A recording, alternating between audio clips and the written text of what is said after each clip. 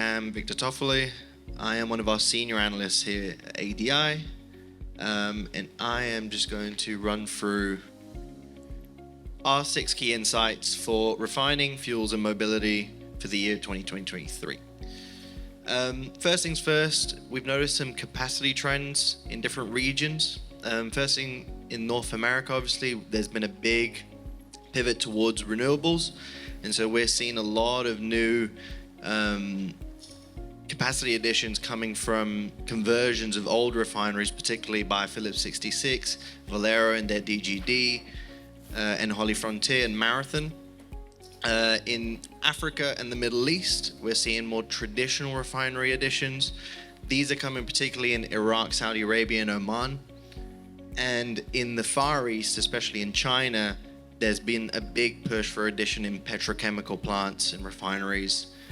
One that is to know is in Africa, it is expected that the Dangote refinery will open up this year, which will add 650,000 barrels per day of capacity to Africa alone, more than double, almost double, I do apologize, the highest capacity refinery in Africa right now, which will change the dynamic of refining in Africa when that does come online.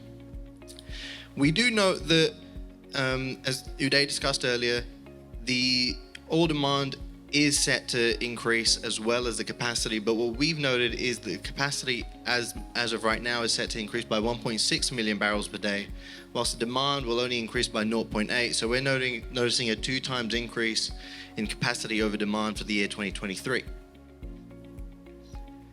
We've also looked at US Gulf crack spreads. So as you may know, last year was a pretty good year for crack spreads. This year, we're saying that it will be another good year for crack spreads. We've come into the year on a high.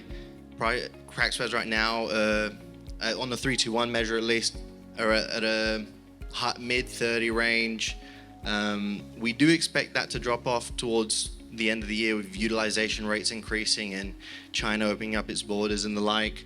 But we expect it to average around $30 for this year. One thing to note is we've pointed out that diesel is the main driver for these high crack spreads. If you notice, the range between gasoline and diesel historically has been relatively close, but in the past 2 years, the diesel price has shot up, hence bringing these crack spreads up with it. Our next insight comes in the form of gasoline demand.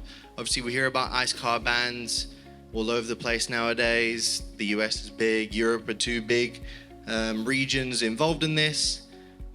In terms of the US, what we're seeing is California being the main driver, with 17 states following California's emissions law, although there has been a lot of pushback recently. So as of right now, only 5 states have committed officially, being California, Oregon, Washington, New York, and Massachusetts.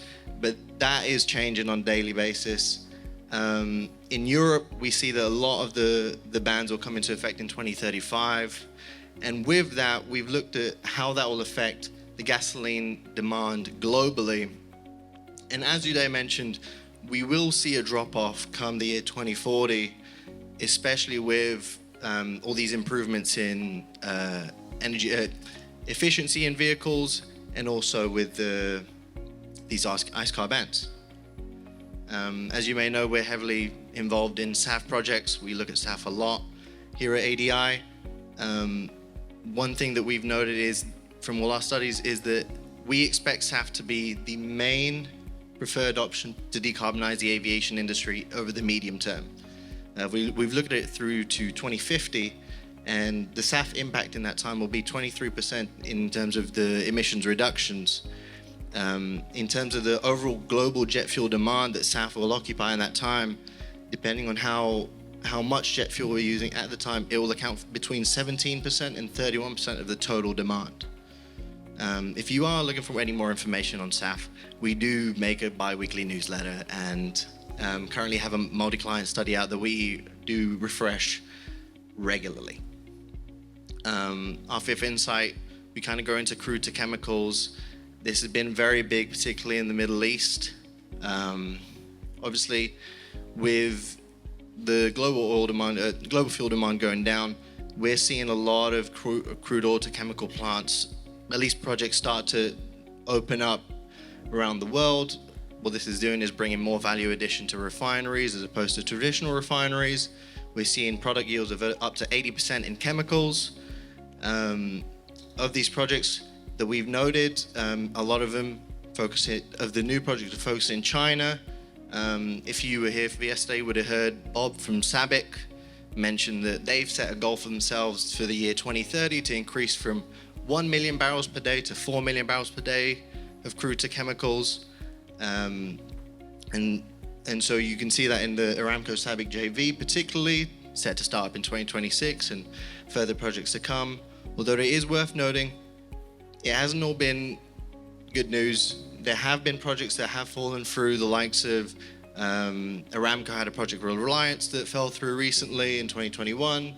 The Aramco SABIC JV has been delayed, but we do expect to see a lot of these coming in the future. So just to wrap up, refining capacity is growing faster than oil demand currently. Crack spreads we expect to remain high. Gasoline demand in the US did peak, and we will see around a 25% reduction in demand by the year 2040. SAF adoption right now very popular. We see that being very strong over the medium term, and a lot of the crude oil to chemical projects starting up in the next few years, and we see the chemical industry really pivoting towards that. With that, I will let our keynote take over. Thank you very much. Thanks, Victor.